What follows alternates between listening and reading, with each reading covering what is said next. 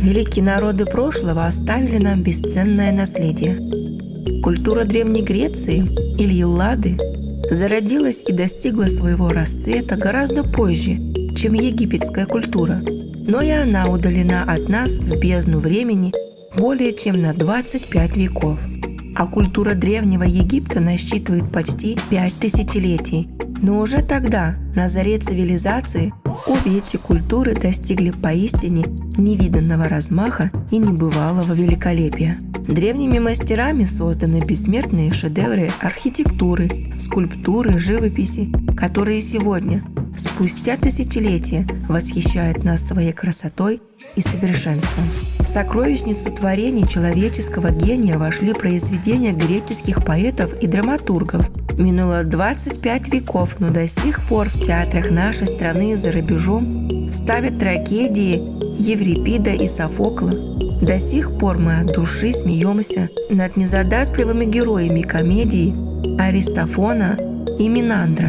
До сих пор читаем и перечитываем поэмы великого Гомера, наслаждаясь величественной музыкой древнего стиха. Большинство греческих поэм, гимнов и драм написано на мифологическом сюжете. Это могли быть сказания о богах или героях, совершающие легендарные подвиги, о хитроумном Одиссее, который после десятилетнего полного приключений и опасности странствия по морям вернулся на родную Итаку, об отважном воине Ахиллесе, об аргонавтах, о Персее, одолевшем страшное чудовище, змееволосую Горгону Медузу, от одного взгляда на которую человек превращался в камень. Может быть, кто-то уже читал поэмы Гомера, Илиада и Одиссея, но тем, кому знакомство с греческой мифологией еще предстоит, тоже не раз уже приходилось сталкиваться с персонажами этничных легенд и мифов. На мифологические сюжеты написано множество картин. К мифологическим образам часто обращались в своих стихах Пушкин, Тютчев, Шиллер и другие поэты. А вот ситуация с древнеегипетской мифологией сложилась иначе.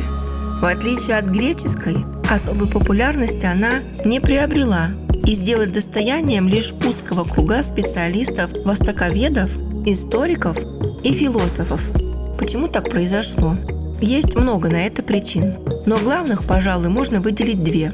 Во-первых, когда к началу нашей эры египетская культура пришла уже в совершенный упадок и традиции ее стали забываться, их не наследовал никакой другой народ, как наследовали эллинскую культуру Рим, а культуру Рима воскресила потом эпоха Возрождения, и через нее уже воспринимали мы. К IV веку нашей эры никто уже не умел ни говорить, ни читать по-египетски. И все последующие 14 веков египетская литература была для европейцев недоступна. Мифов страны Нила просто не знали. Когда уже в 1822 году гениальный французский философ Шампаньон разгадал тайну египетских иероглифов, и ученые смогли наконец прочитать древние письмена, оказалось, что это уже во-вторых. Египетская мифология не похожа ни на одну из мифологий других народов, и европейцу не под силу даже маломальски в ней разобраться самостоятельно. На 2-3 строки переведенного текста для рядового писателя надо писать страницу 5 примечаний и комментариев, иначе он не поймет ничего. Выяснилось, например, у египтян не существовало даже правил, которые предписывали бы, как полагается изображать богов. Одного и того же бога изображали то в виде какого-нибудь животного, то в виде человека со звериной головой, а то просто в виде человека. Многих богов в разных городах называли по-разному, а у некоторых также в течение суток имена менялись несколько раз. Например, утреннее солнце воплощал бог Хепри, который по представлениям египтян принимал облик жука-скоробея и катил солнечный диск до зенита, подобно тому, как навозный жук катит перед собой свой шар. Древнее солнце воплощал бог Ра, человек с головой сокола, а вечернее, умирающее солнце – бог Атум. Ра, Атум и Хепри были как бы 3 разновидностями одного и того же бога – бога солнца. В отличие от олимпийских богов, Божества Древнего Египта зачастую не имели строгого определенных функций. У греков, к примеру, была богиня любви Афродита, бог войны Арес. А у египтян, хотя и были похожие божества, богиня любви Хатхор и богиня-воительница Нейт. Но наряду с этими существовало очень много богов, абстрактных, каких в греческой мифологии нет. Например, Ху, Сиа, Семех и Хех – это воля, разум, энергия и вечность. Были боги воплощения мудрости и могущества какого-то другого бога или боги олицетворения какого-либо закона природы. А разговор о характерах египетских богов понапрасну не имеет смысла. Про Зевса мы знаем, что он могуч и всесилен. Про Гермеса, что он пройдоха и плут, а древнеегипетский бог в одном и том же мифе может быть то добрым, то злым, то справедливым, то беспощадным и коварным. Одно и то же деяние, сотворение мира, например, или сотворение людей, в каждом крупном городе предписывалось разным богам. Весь Египет чтил и любил доброго бога Осириса и одновременно почитал его убийца, бог зла Сет. Имена в честь Сета носили фараоны. И опять же одновременно Сета проклинали. С нашей точки зрения, такое неграмотное противоречие, конечно, не укладывается ни в каких логических рамках и попросту идет здравому смыслу наперекор. Именно эти противоречия и делают египетскую мифологию очень трудной для понимания. Именно из-за них она не получила такого широкого распространения, как мифология Древней Греции. К сожалению, в наши дни большинство людей считают, что древние египтяне изображали, например, бога солнца Ра в виде человека с головой сокола, а небо в виде реки, коровы, крыльев птицы и богини-женщины, потому что были наивны, не обладали достаточными знаниями о природе, об окружающем мире, и чтобы хоть как-то объяснить непонятные для них явления – гром, ветер, закаты и восходы солнца, движение звезд, смену времен года, они выдумали могущественного бога Ра, который и движет солнце по небу. На самом же деле такое простое, само собой напрашивающееся объяснение слишком поверхностно и содержит лишь очень малую долю истины. Прежде всего, никто из египтян не понимал изображение солнечного бога Ра буквально. Никто не верил, что где-то на небесах действительно живет такое существо – человек с соколиной головой. Нет изображения Ра, как и изображения других богов, служили только символом божества.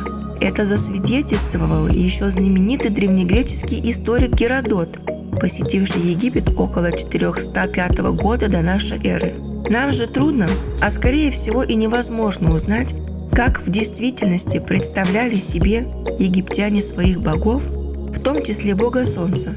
Но зато мы можем с уверенностью заключить, что в виде соколиного человека они его не представляли, а лишь изображали. Это символ, и это не покажется вам таким уже удивительным и непонятным, если вы вспомните, что всякого рода символические изображения широко распространены в наше время. Ни в какой мифологии, а в древнеегипетской в особенности нельзя подходить с точки зрения нашей логики и нашего здравого смысла. Задумывались ли вы когда-нибудь над тем, в чем разница между мифом и сказкой? Сказка – это заведомый вымысел.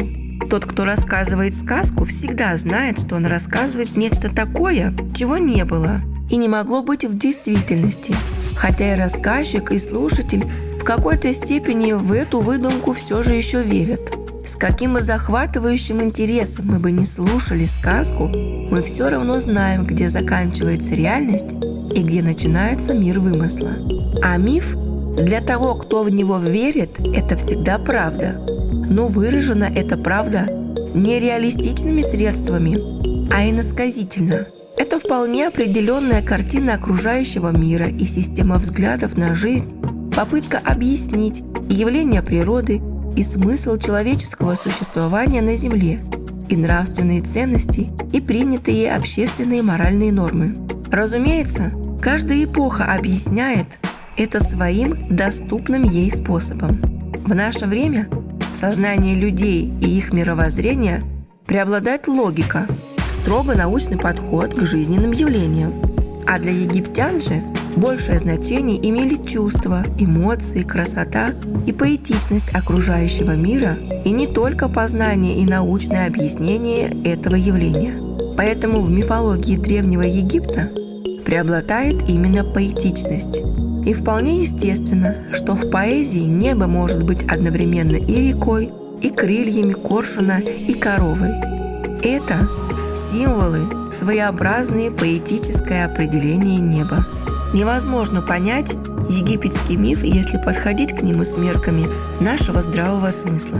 Полный бурными событиями эллинский миф воспевает возможности человека, его способность преобразовывать окружающий мир, улучшить его.